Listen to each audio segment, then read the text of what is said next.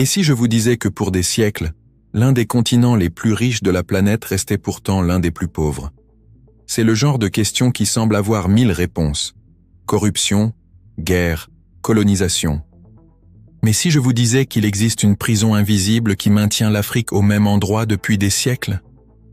Et cette prison a un nom, la géographie. Aujourd'hui, vous allez comprendre comment les rivières, les déserts, les forêts et même la forme du continent ont façonné le destin de millions de personnes. Bienvenue sur notre chaîne.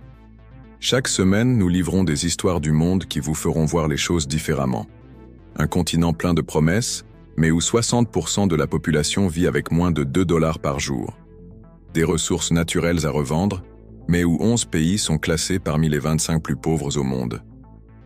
L'Afrique cache des paradoxes insoupçonnés. Regardez l'Angola.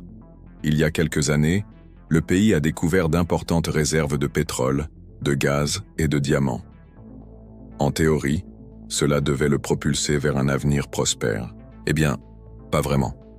D'abord, les infrastructures pour extraire ces richesses manquent. Le pays est immense, avec des routes et des chemins de fer vieillissants. L'intérieur du pays est difficilement accessible. L'Angola s'étend sur plus d'1 200 000 km², mais 70% de sa population vit sur un petit littoral. En outre, le climat. Angola possède des forêts tropicales et des zones marécageuses humides, mais aussi des plateaux arides. Les pluies diluviennes des forêts tropicales s'opposent aux sécheresses du désert du Namibe, du Kalahari et de l'Atlas. Le climat tempéré de la côte atlantique est limité à un étroit sillon. Face à ce défi, le pays a construit de nombreux barrages hydroélectriques et est devenu un exportateur d'électricité vers ses voisins. Mais ces efforts lui coûtent cher et le pays reste sujet aux pannes d'électricité. En somme, Angola est un pays riche en ressources, mais ces ressources ne profitent pas à tous. Déserts, forêts, savanes, montagnes, climat tempéré, tropical, tempéré, sec, l'Afrique est un continent d'extrêmes. Ce patchwork de paysages façonne la vie de millions de personnes. La géographie de l'Afrique est un véritable casse-tête. Le continent est immense, peuplé de millions d'habitants, mais divisé par des barrières naturelles.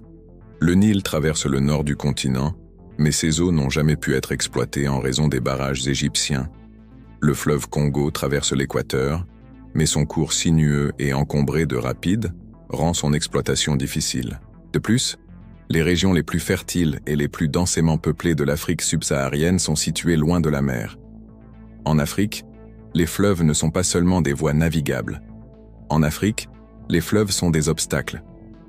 Plus de 90% de la population vit à plus de 100 km d'un cours d'eau navigable. Or, en Europe, 40% de la population vit à moins de 50 km d'un cours d'eau navigable. En Afrique, le manque d'infrastructures fluviales isole les populations. Les transports en commun sont chers et limités. Il est plus facile de se déplacer en Europe en bateau qu'en Afrique en bateau. Le Congo, le plus long fleuve d'Afrique, est 30 fois plus long que le Nil. Pourtant, le Nil dessert plus de pays et de villes. En Afrique, un trajet en bateau est plus long et plus cher que l'équivalent en avion. En Europe, l'avion est 2 fois plus cher. C'est un constat amer. Les fleuves, loin d'être des axes de développement, deviennent des obstacles. Mais le problème ne se limite pas à l'Afrique. Un jour, des scientifiques prédisent que le changement climatique provoquera une pénurie d'eau en Europe. En effet, le changement climatique menace déjà les bassins du Danube, de la Seine, du Rhin, de la Loire. L'eau deviendra rare, coûteuse. Ainsi, la pénurie d'eau pourrait engendrer des crises migratoires. Des millions de personnes pourraient quitter l'Europe pour s'installer en Afrique. Or, si l'Afrique actuelle a du mal à nourrir, loger, soigner ses propres populations, elle ne pourra pas accueillir des millions d'Européens. L'Afrique n'est pas un continent. L'Afrique est un chaos de pays et de cultures. L'histoire du continent est jalonnée de conflits armés. Plus de 50 guerres civiles ont éclaté en Afrique depuis 1945. Des génocides, des conflits ethniques, des tensions religieuses. En République démocratique du Congo, 5 millions de personnes ont été tuées par des miliciens. Au Soudan du Sud, 400 000 personnes ont péri dans un conflit qui oppose communauté et communauté. Ces conflits ravagent le continent et bloquent son évolution. Au-delà des conflits modernes, l'histoire de l'Afrique est marquée par une profonde fracture. Des empires anciens, riches et puissants, Kanem, empire Songhai, empire du Ghana, empire de Mali, empire nubien, empire éthiopien, empire Ashanti. Des civilisations prospèrent au rythme, art, langue, tradition, religions différentes. À l'arrivée des Européens, les empires africains disparaissent, colonisés, spoliés, pillés, massacrés, décimés par les maladies. L'Afrique est affaiblie et meurtrie. L'exploitation coloniale laisse des cicatrices. Le continent est divisé entre les colons européens. Les frontières tracées par les puissances coloniales ignorent les réalités locales, les cultures, les langues, les religions. En Afrique, on dénombre plus de 2000 langues parlées et 15 000 tribus. On compte autant de pays que d'ensembles de cultures et d'ethnies. L'ONU reconnaît 54 États africains, mais en réalité, il y a en fait 6 régions africaines. L'Afrique du Nord, l'Afrique de l'Ouest, l'Afrique centrale, l'Afrique de l'Est, l'Afrique australe, l'Afrique tropicale. L'Afrique, c'est un patchwork de régions et de pays.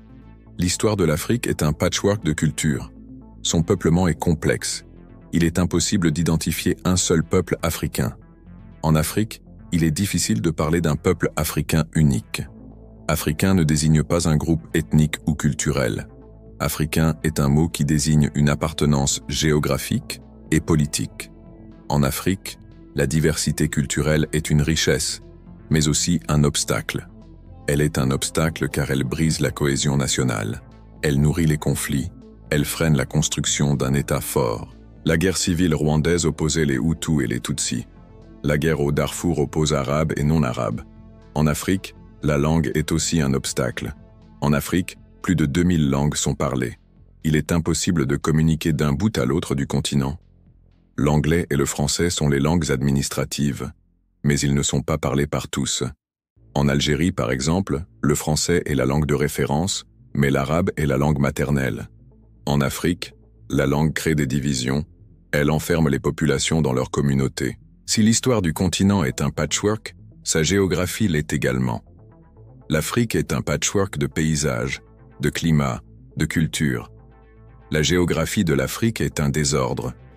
L'Afrique a une forme singulière, un puzzle dont les pièces ne s'emboîtent pas toujours. L'Afrique regorge de trésors sous ses pieds, or, diamants, pétrole, gaz, terres fertiles. Mais au lieu d'enrichir les populations, ces ressources ressemblent plus à un mirage. Imaginez que vous découvriez de l'or dans votre jardin, mais qu'il n'y ait ni route, ni pont, ni port pour l'en sortir.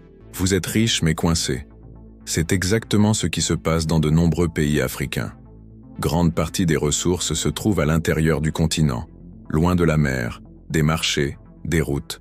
En Afrique, les pays sont immenses. En plus, il manque d'infrastructures.